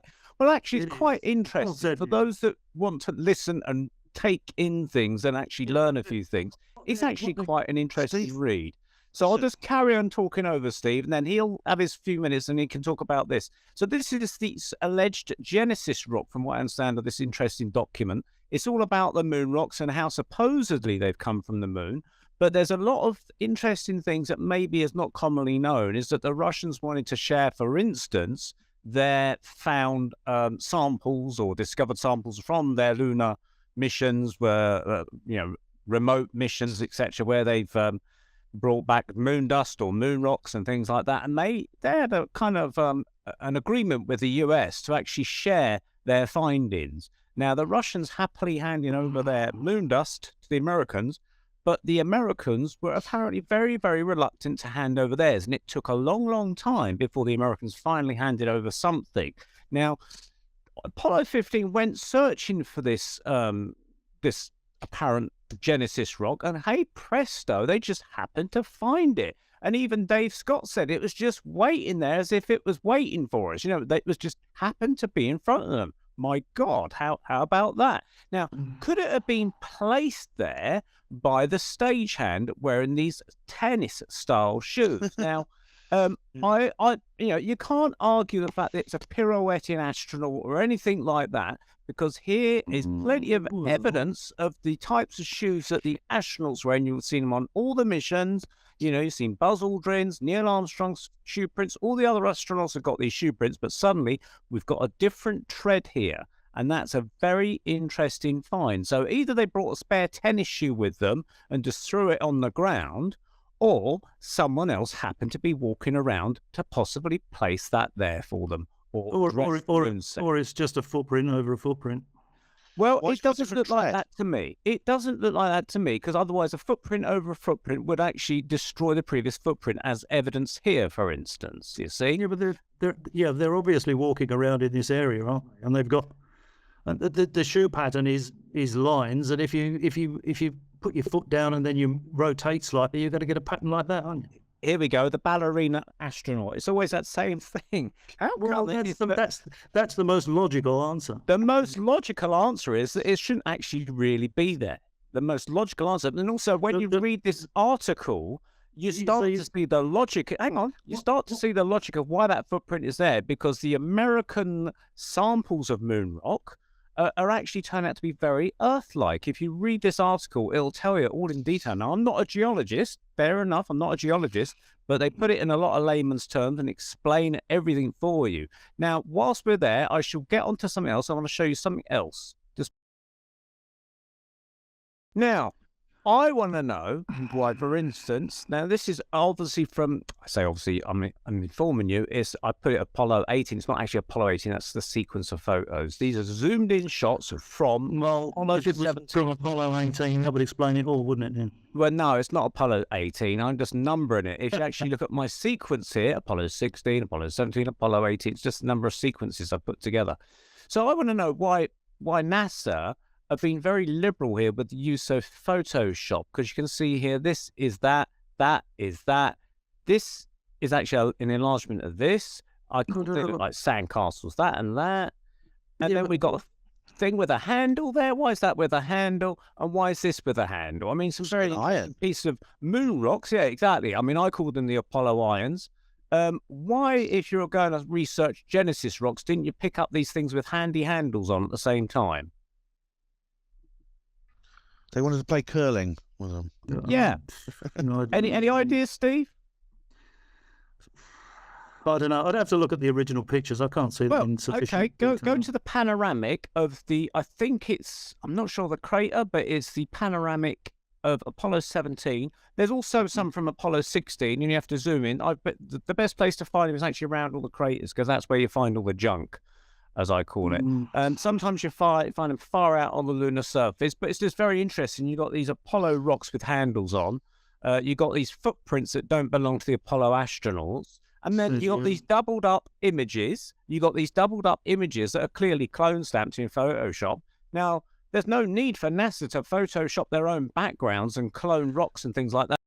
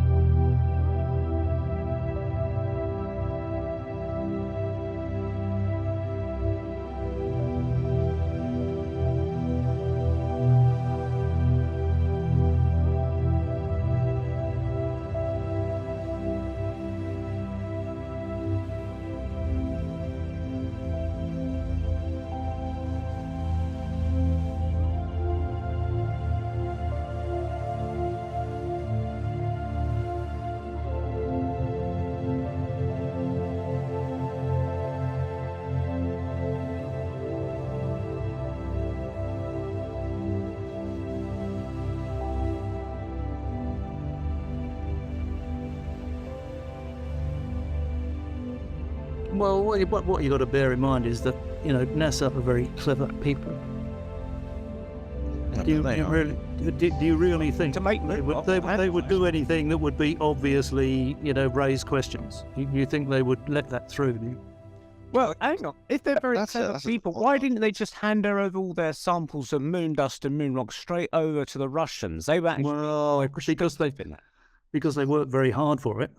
Steve, are you arguing that because it looks more fake, that's evidence that it's not? I'm not saying that it looks more fake. To be honest, I can't see it well enough to be able to comment on it. Well, maybe NASA was just unlucky because, you know, as Jarrah said when he was on a previous show, you know, they went all the way to the moon. They picked up an Earth meteorite and brought it back. They're very unlucky. You know how rare Earth meteorites are on the moon? no, do you? Very extremely rare because Earth is very deep gravity well compared to the moon. And where does that information come from, man? Well, Jarrah had a presentation on a previous show which you've watched. I know you've watched it, haven't you? You've watched it, haven't you? And Marcus's piece of chocolate cake there. Is that Jarrah's the guy that's telling us all that you know, space travel beyond low Earth orbit is impossible due to the Van Allen belts and cosmic and solar radiation. Yet he's e-begging to get a trip with SpaceX out to Mars. He's just been I'm disappointed he's not here. Actually, I'd love to ask him why he'd be so keen to sign up for a suicide mission.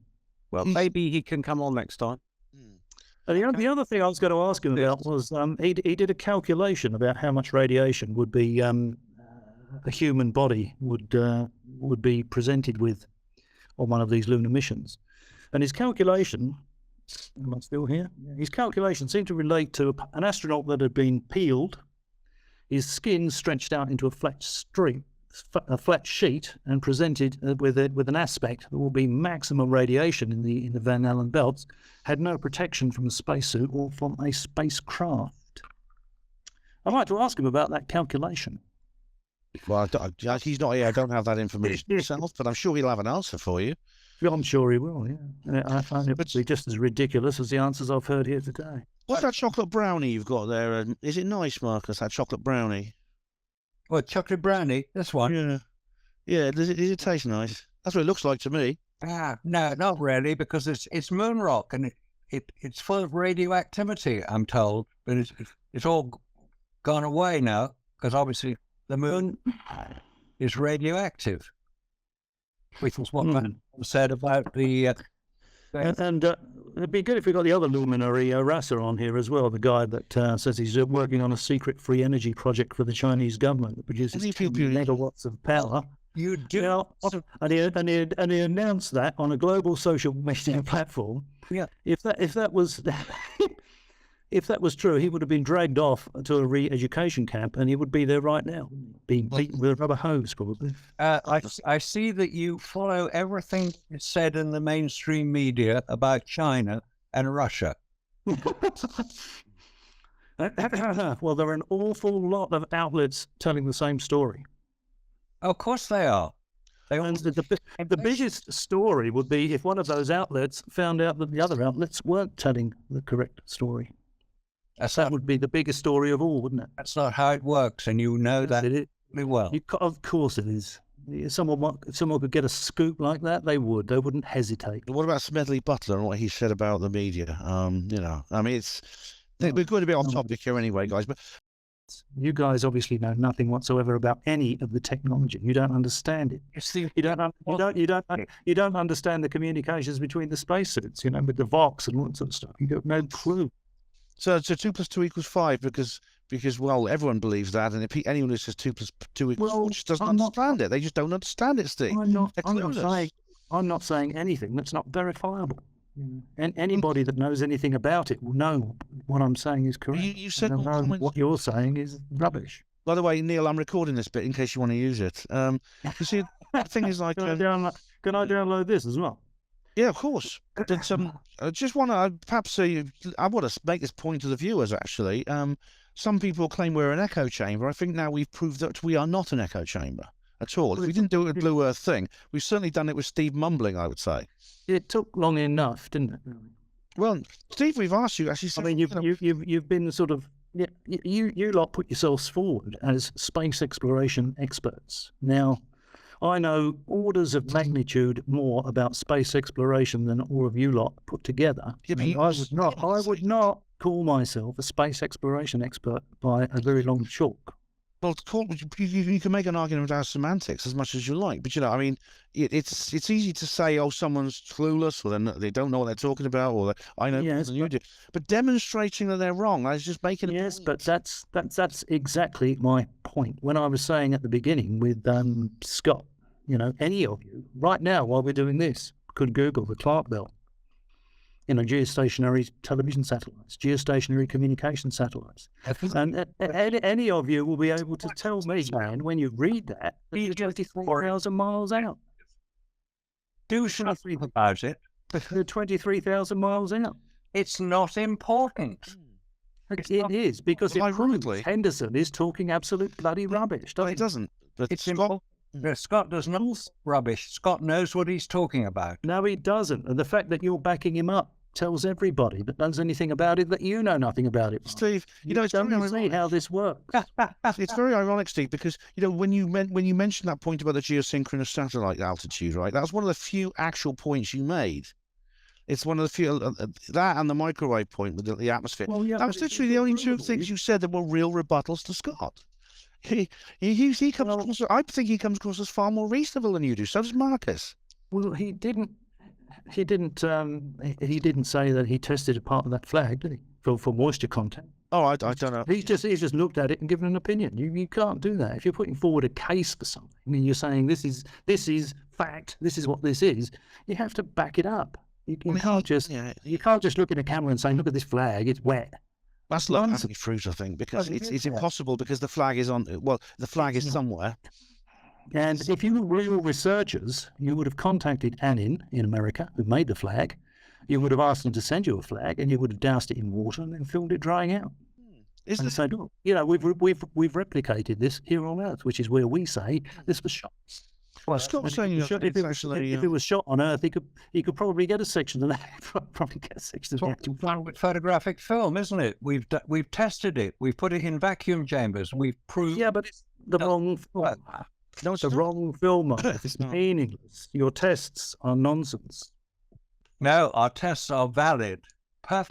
Didn't Scott show an emulsion film that he said had been tested in a vacuum chamber when in fact it had been tested on the outside of the ISS for a year? More misleading bloody nonsense from you lot. No. Yes. It was tested on the outside of the ISS. Was real. And it showed damage to the space. And that's because it had been out there for a year. And on one of the samples he showed had been out there for 4 years. And the problem with that is what exactly? Name one lunar mission that lasted 4 years. Or even 1 year. Nobody's ever claimed they did. What a stupid argument to make. Well, no, you're Well, Steve, what if someone put a piece of film on outside the ISS for like 14 days? Would you accept that as a proper experimental result? Well, no. Because Hasselblad and Kodak said they made a special film to work on the moon. Well, we probably unless you have a sample of that special film, you're pissing in the wind, aren't you? No, because there was no special film, as you said. You're talking absolute rubbish. You don't know. You think they would go to the? You don't know what you're talking about. You've seen what happened. Why don't you do a little bit of research and see what Hasselblad and Kodak have to say about it? Yeah, I have. I know what they said about it. The film was not special. What about the EFSO 168 and the MSSO 368? What about that? Did they say that after Dark Moon was published or before Dark Moon was published? I don't read that sort of rubbish. Well, that's very convenient, I must say. That's why you're so uninformed about what we talk about. Because Douglas Arnold, during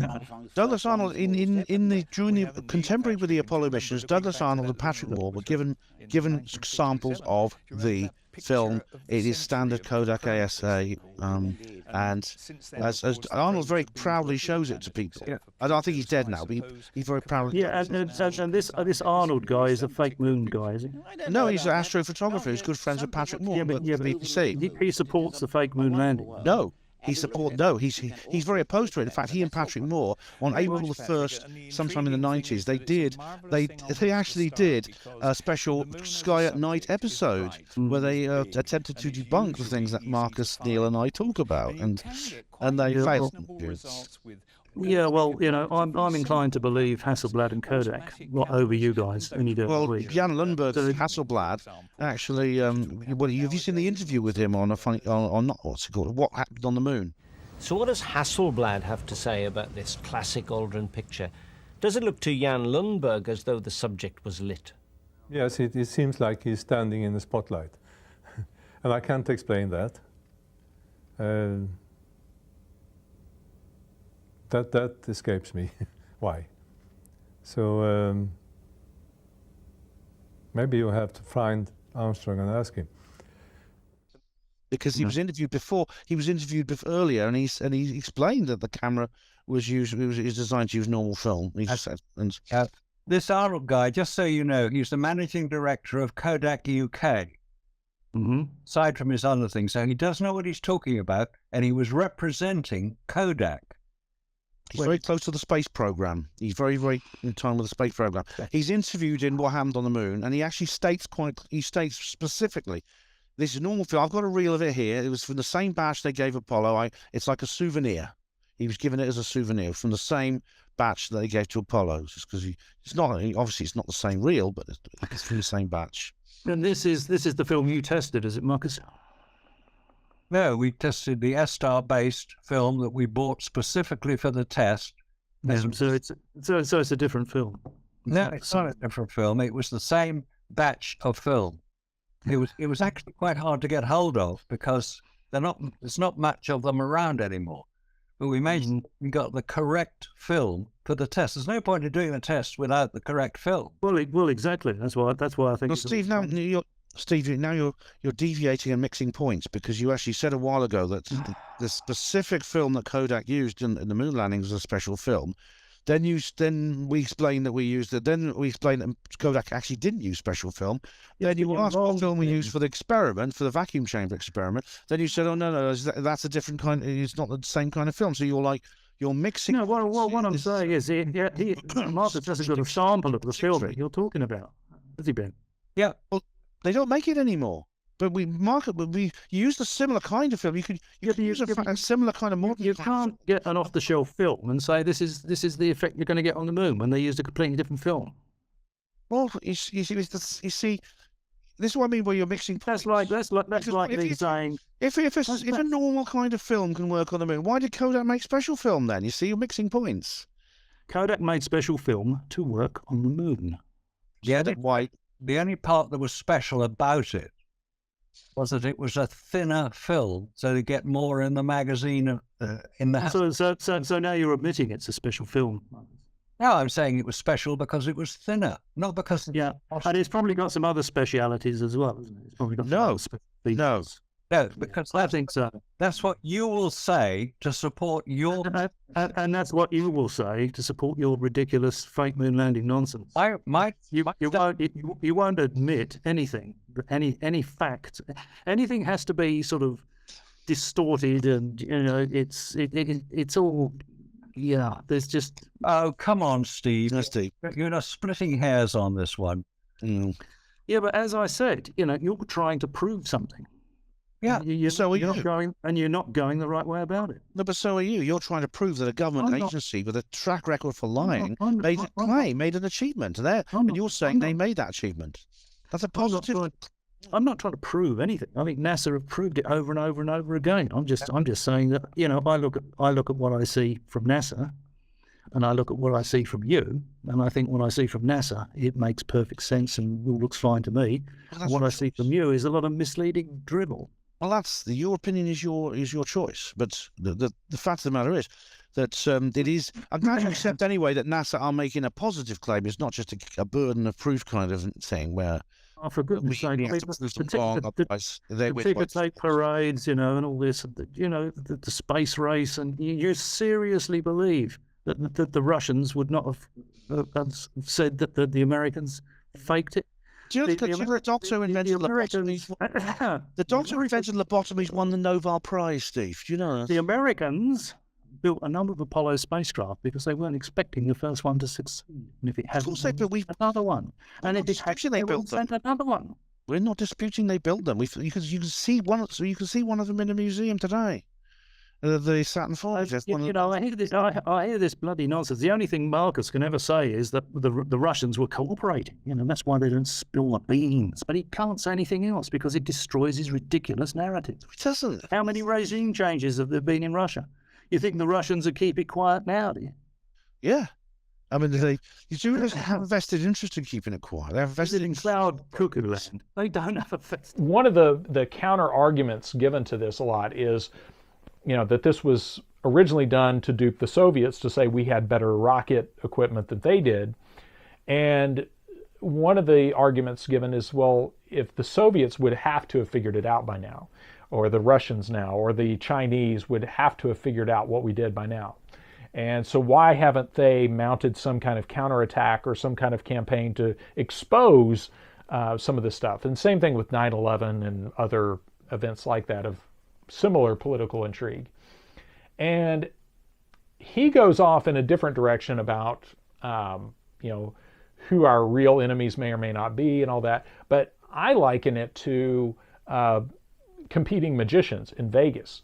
Competing magicians in Vegas don't ever reveal each other's tricks. That's just, you just don't do that. And it's not because you have such incredible respect for the competing magician. It's because you have a respect for the trade, and you have a respect for the methods employed. And you know that if I give up that method that guy used, I can't use it. So why would I ever give up this method, even if it is by my opponent? Only under the worst circumstances where you're backed into a corner would it make sense to give away somebody else's methods. So I think that's an important thing to remember sometimes when we look at political intrigue and go, well, if that really happened, why aren't the Chinese talking about it? Or why aren't the Russians exposing that? Or why isn't Edward Snowden or somebody saying something about it? And sometimes it's as simple as they don't want to give away the other guy's magic trick because they might be using it for something else. So interesting keeping it quiet. It's absolute nonsense. People in Australia, people in England, people all over the world would have to keep it quiet. Have you ever read national suicide? Just listen for a second. No. The Americans, there's no way the Americans would allow the Russians to hold such a big secret over them. You believe that? Absolutely, because if that was the case, at any time the Russians have got this sword of Damocles hanging over America, we can tell the world that you faked the moon landing. If the Americans would have just said, look, you know, we can't do it, they would not have that sword of Damocles hanging over them. It makes no sense. No sense whatsoever. It may not make sense to you, Steve, but it makes sense to a lot of other people. Yeah, a lot of other people that live in cloud cuckoo land. Steve, have you ever read not anyone that lives it, not anybody that in the real world. Have you ever read National Suicide by Anthony Sutton? No, suicide's not a topic. No, it's not. It's not about suicide. It's called National Suicide. It's actually it's an analysis of Cold War politics by someone called. He was at the University of Nottingham. A guy called Anthony Sutton. He was a professor at the University of Nottingham.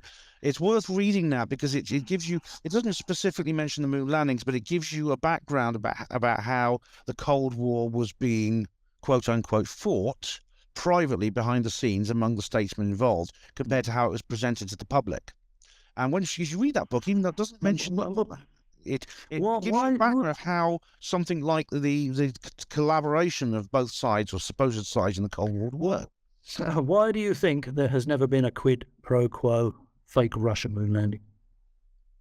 Because they were more sensible. Because right, okay. Listen to this, Steve. The person who was tracking the Russian craft, because they didn't have the deep space network that America had, was Sir Bernard Lovell at Jodrell Bank Radio Telescope near Manchester, in the central England. And he was cooperating with the Russians because he had to find out what they were going to be doing and when they needed to be tracked. He was done with the full knowledge of both the American and the British governments. And Bernard Lovell visited Russia on several occasions, obviously to meet up with the people he was dealing with.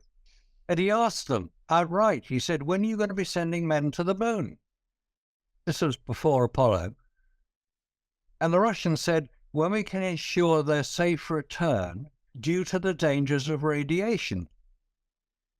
They would have assumed that America knew the same dangers and would have been able to overcome them. And they were fascinated to know how they did it. We know the Americans didn't overcome the dangers of radiation. They still haven't overcome them. The Russians... all the radiation doses received by the crews are publicly available. Just wait. This is rubbish. You can say whatever rubbish you like, but that was...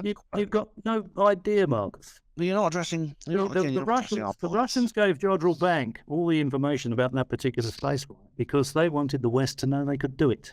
And the West wasn't taking any notice of their space missions to the moon. That's what you say. That's your opinion. Just to research it. It's fact. The Russians were well ahead of the Americans in most space travel prior to Apollo. Zond 5 was sent on a mission to the moon, and it had on board several live animals, tortoises we'd call them. And they were alive, so the assumption was that radiation wasn't quite as severe as they were expecting. But what they were not talking about was that tortoises can withstand far greater levels of radiation than humans can. So of course they were alive. Some animals can tardigrade. Israel just sent tardigrades to the moon. You don't think people that are engineering a spacecraft to go to the moon are going to engineer it to be resistant to that kind of radiation? Is that what you seriously believe? Oh, that's not radiation which can harm humans. They're going to have to engineer it to that point. But because they never went to the moon, they didn't have to show what they were tracked to the moon. They were recorded on the moon. You know, signals were detected from them moving around on the moon. Who recorded them on the moon? Who did it? Where's the recording? Well, you know, I would expect they're out there. Steve, I can't remember. I do remember reading about it. It might have even been Jodrell Bank. Oh dear, come on, you've got to do that. No, I don't. Yes, you do. Because if you actually look at what they did, you know, what they built, why would you think that was incapable of going to the moon? You've got no idea about space radiation. Why don't you just admit it? What about cosmic radiation? Yeah, but cosmic radiation, solar radiation and all this sort of stuff, it's not strong enough to penetrate a spacecraft. But except when they're opening the door. And they're leaving the door open and going out for 10 hours or whatever, walking around on the lunar surface. Yeah, but if you look at when they were planning these missions. If you look at the levels, they're not levels of concern. They're breathing the dust in. Once they're not in a spacesuit, they're not. When they've got out the suit, you got all that space dust, moon dust on their suit, and they're dusting it down inside the spacecraft, and it's floating around inside the spacecraft. You were there, you saw all this, did you, Neil? And once they're reaching back up to orbit, all that lunar dust that's sitting on the deck of the lunar module is then floating around inside the craft, and they're not supposedly breathing it in, I guess. Well, I don't know. Oh, I don't know. To seal the house. Well, it may be. Apparently, the lunar dust is pretty abrasive. And they're breathing it in. Perhaps it just sticks to the sides and sticks to the floor. And it doesn't actually float around. And it doesn't float around inside the spacecraft. There's another explanation for it. Scott has just sent us this. Hang on. What's that? It's abrasive, and if it's abrasive and it's sticking to surfaces, it's not going to float around, is it? Regardless of whether it's gravity. They dusted it off them. How do you know? Were you there? Did you see that? No, but it's a logical thing. It's a what if they didn't dust it off them? What if they left it clinging to the spacesuits and just took the spacesuits off? Well, even then, some would come off it. Well, I've just been sent a PDF by Scott, which is Oh, what's this? No, a satellite sim, all files. Is this still recording, is it? Well, yeah, I thought well, I pressed record because I thought we were having such a discussion. It may actually be a good.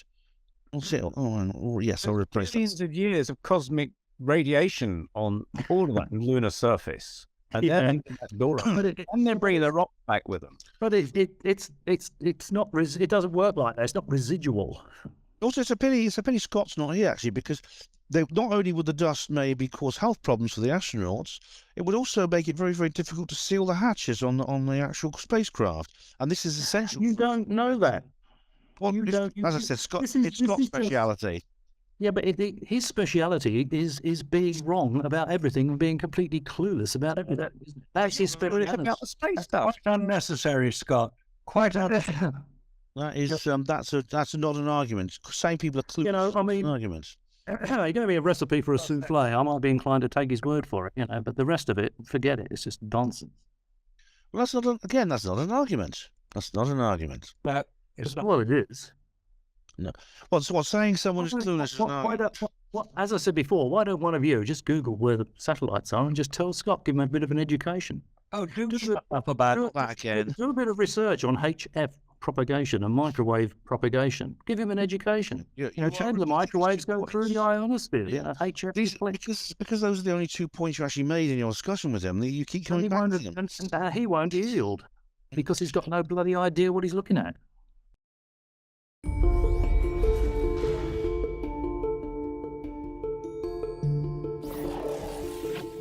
So of all the things that the Human Research Program is investigating, the biological consequences of radiation exposure is one of the major ones. Some of the reasons for that is that the health consequences following radiation exposure are very complex processes. It's difficult to quantify exactly how the radiation is interacting with tissue, and then it's even more complicated to try to quantify and determine what the long-term outcomes are going to be in terms of things like carcinogenesis, central nervous system effects, and detriment to the central nervous system. The primary means by which radiation affects cells is by damaging their DNA. You can get breaks in the strands in the double helix, you can knock bases out, and the cell will make an attempt to repair that damage.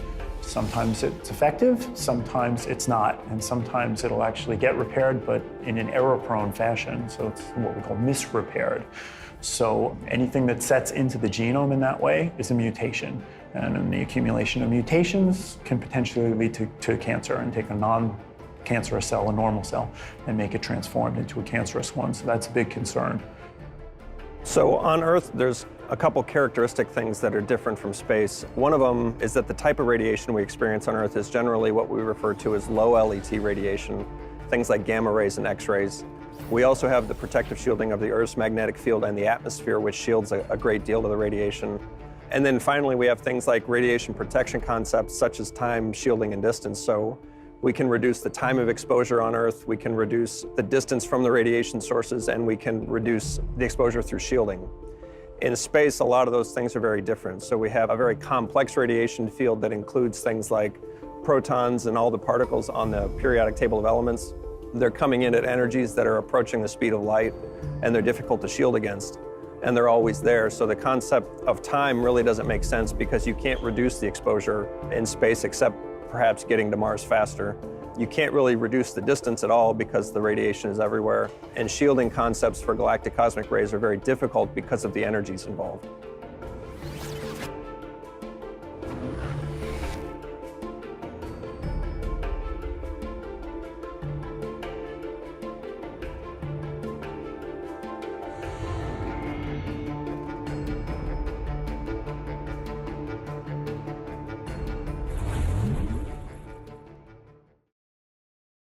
Right, ladies and gentlemen, I want to thank all of you for this extremely unusual and entertaining stream. I mean, it's been frustrating, I know, for some of us, but I think the viewers are going to enjoy it.